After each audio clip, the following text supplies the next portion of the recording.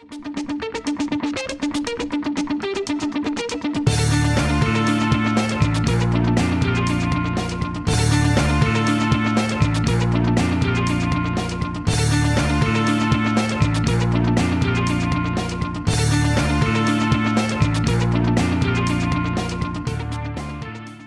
a boutique firm, so we are small, but all of our team have a huge amount of experience solely focused in ERP, CRM, HCM, and digital frontier technologies. So things like RPA and AI and things like that. We've developed about 100 clients, and we've now got around 50 consultants who are working for us across the world.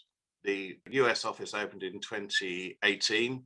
The company is headquartered in Denver, Colorado. And then we opened the Maidenhead office towards the end of 2019, about September, I think it was. And then the Sydney office is opened this year. You can see Dominic down there, who's our Director of Supply Chain. We've got Sarah Stanley Smith. She was formerly in Rolls-Royce Change Management. We've got Harminder on the call. We've got Dan Bedford, who actually used to work in an investment bank. He does all of our business cases and our number crunching because he's very, very good at that and helps us on our reporting stuff. So we've got a good team with us today. The other thing that we try and make sure that we do is be very, very focused on outcome. So whereas a consulting firm, which you might get from a tier one, will be focused on putting as many bodies on the ground as they can, some of whom may not have as much experience as you want for an engagement, because we're small and tight, we tend to only put people into leadership positions or senior positions. Those people know how to do exactly what they do and they hit the ground running. And they also know where it's safe to take some shortcuts and where it isn't. And so that brings a much tighter delivery of our clients' engagements. And that's just a little bit about the company. My name is Stuart Raba. As I said, I'm the Vice President at Third Stage. I've been in IT for just about 35 years. I've had a number of roles. I started in mainframe computers, then I went into implementation of ERPs and CRM back in 1997 with Anderson Consulting, as they were, and then became an associate partner at EY and director of the transformation consulting practice in Capgemini Australia. So I've been around a bit, done lots and lots of ERPs. I was finance systems manager of EasyClip for a time.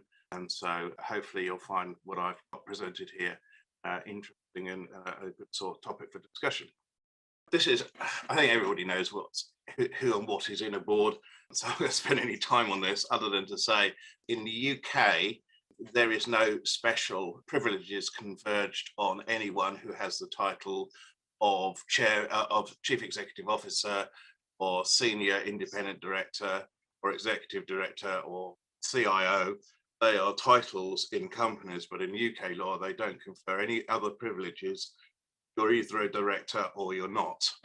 And that's important because my experience is that some non-executive directors, particularly in SME firms, tend not to believe that they have the same standing in a board and have the same voice, I think, as if they are the executive management of the company.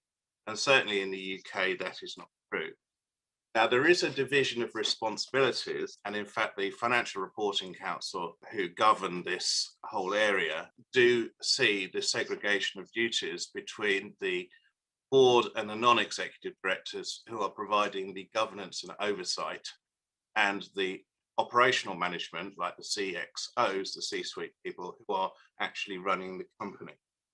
And so in one respect, you could say that the operational management report to the chairman, but as I said, in law, strictly speaking, there is no hierarchy in the board, and that's become important. On the bottom of the slide, you'll see there are some annotations. I have a whole huge pile of information on this, which I used as source material and reference material. So if you want to have a look at that, you're welcome. The two other things on this I think are worth bringing out. The first is the Financial Reporting Council's Corporate Governance Code is actually a non-statutory code. Therefore, you don't have to comply with it. And actually, the FRC, that corporate governance code is only strictly speaking applies to listed companies. There's the companies on the FTSE 100 or the alternative investments market, the AIM, but they are supposed to comply with it. And the FCA run a process called follow or explain. And so you can go away from the code, but the do, and that's reported in your annual accounts, and the FRC do have the power to ask you to explain why you haven't followed the code. And if they have serious concerns, then they can report up to the Secretary of State.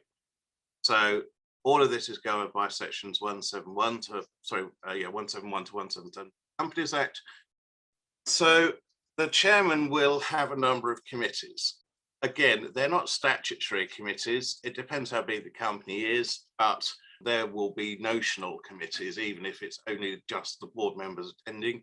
The nominations committee are on who sits on the board, the audit committee who signs off financial accounts, and in some cases secures the auditors. And again, I've seen in organizations, companies secure the auditors through the management, the CFO, and companies that do it as a strictly segregated process through the audit committee of the board. The CFO will sit on the audit committee anyway. So when we're talking about segregation, it's not absolutely as strict as maybe I'm making out. And then there's obviously the remuneration committee that tells everyone how much money all the executive directors. The one that's not as common is the risk committee, and it's becoming more common now for reasons that we'll talk about in a minute. But some organizations have a risk committee and some don't. It's become much more important, particularly since all of the scandals going way back to 1992, which was a scandal around Cadbury's, and then through the Enron era and the banking crisis, and now through the Carillion disaster in the UK, where risk wasn't being as highly profiled in a company as the government and the various regulating bodies felt it should. And so every few years, risk resurfaces as a key concern for the ongoing management of companies. Again, the government have chosen not to regulate this, but on every iteration, more and more companies, particularly large PLC companies in the UK, are being asked why they've not got one, and if they haven't got one, being asked to explain that. This again is very simple, so I'm not going to go through it. Again, I've seen non-execs that don't seem to have really grasped exactly what their role is in an organization. It depends. They see themselves as advisory, or they see themselves as there to support the remuneration committee, but they think that may be the extent of their duties. In fact, in UK law, the unitary board is collectively accountable for the health of the company.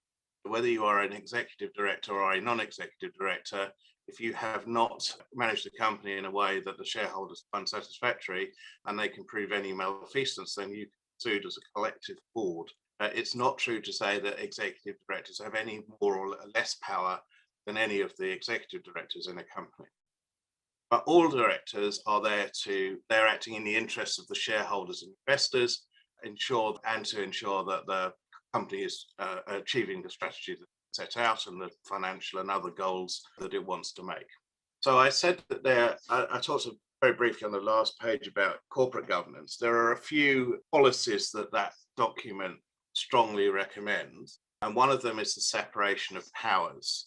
So it should be uncommon that the